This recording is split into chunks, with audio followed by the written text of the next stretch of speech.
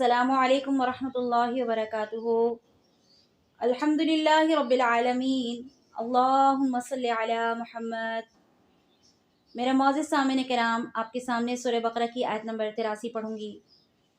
وَإِذْ أَخَذْنَا مِيثَاقَ بَنِي إِسْرَائِيلَ لَا تَعْبُدُونَ إِلَّا اللَّهَ وَبِالْوَالِدَيْنِ إِحْسَانًا وَذِي الْقُرْبَى وَالْيَتَامَى وَالْمَسَاكِينِ وَقُولُوا لِلنَّاسِ حُسْنًا وَأَقِيمُوا الصَّلَاةَ وَآتُوا الزَّكَاةَ ثُمَّ تَوَلَّيْتُمْ إِلَّا قَلِيلًا مِّنكُمْ وَأَنتُم مُّعْرِضُونَ۔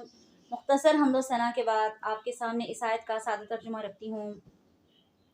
وَإِذْ أَخَذْنَا مِيثَاقَ بَنِي إِسْرَائِيلَ، اور وہ وقت بھی یاد کرو کہ جب ہم نے بنی اسرائیل سے پختہ عہد لیا تھا، لا تعبدون الا اللہ، کہ تم اللہ تعالیٰ کے سوا کسی کی عبادت نہ کرو گے، وبالوالدین احسانا وذی القربى والیتامى والمساکین، اور والدین سے، رشتہ داروں سے، یتیموں سے، مسکینوں سے اچھا برتاؤ کرو گے، وقولوا للناس حسنا، اور لوگوں سے بھلی باتیں کہو گے، وَأَقِيمُوا الصَّلَاةَ وَآتُوا الزَّكَاةَ، اور نماز کو قائم کرو گے اور زکوٰۃ دیتے رہو گے، ثُمَّ تَوَلَّيْتُمْ إِلَّا قَلِيلًا مِّنكُمْ، پھر تم میں سے ماں سوائے چند لوگوں کے تمام کے تمام اس وعدے کو توڑ گئے، وَأَنْتُمْ مُعْرِضُونَ، اور تم اس وعدے سے اعراض کر رہے ہو۔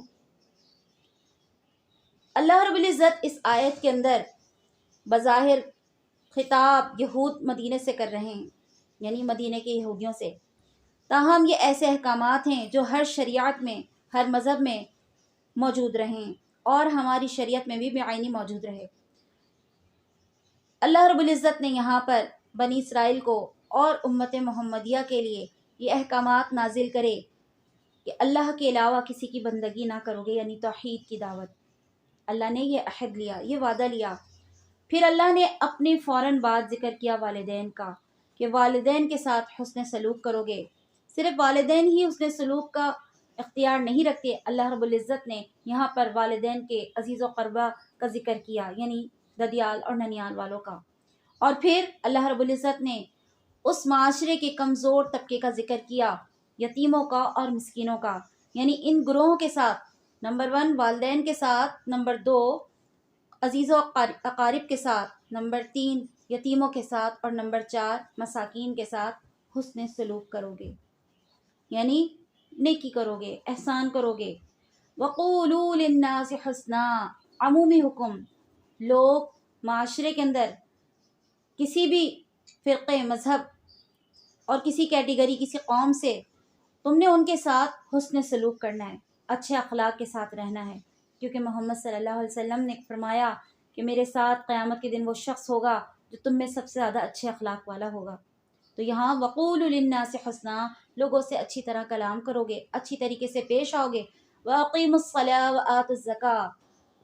معاشرتی احکامات کے بعد اب اللہ رب العزت یہاں پر عملی میدان میں جو عملی عبادات ہیں ان کی طرف، اور بدنی عبادات ہیں ان کی طرف لوگوں کو یاد کروا رہے ہیں، یاد دہانی کروا رہے ہیں کہ نماز کو بھی قائم کرو گے، زکوٰۃ کو بھی دیتے رہو گے۔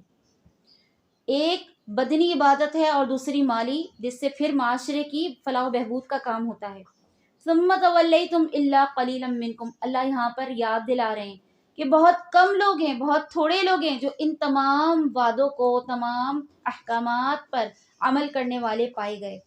زیادہ تر ایسے تھے جنہوں نے اپنے اس وعدے کو، ان احکامات کو فراموش کر ڈالا۔ وآخر دعوانا ان الحمد للہ رب العالمین۔ السلام علیکم ورحمۃ اللہ وبرکاتہ۔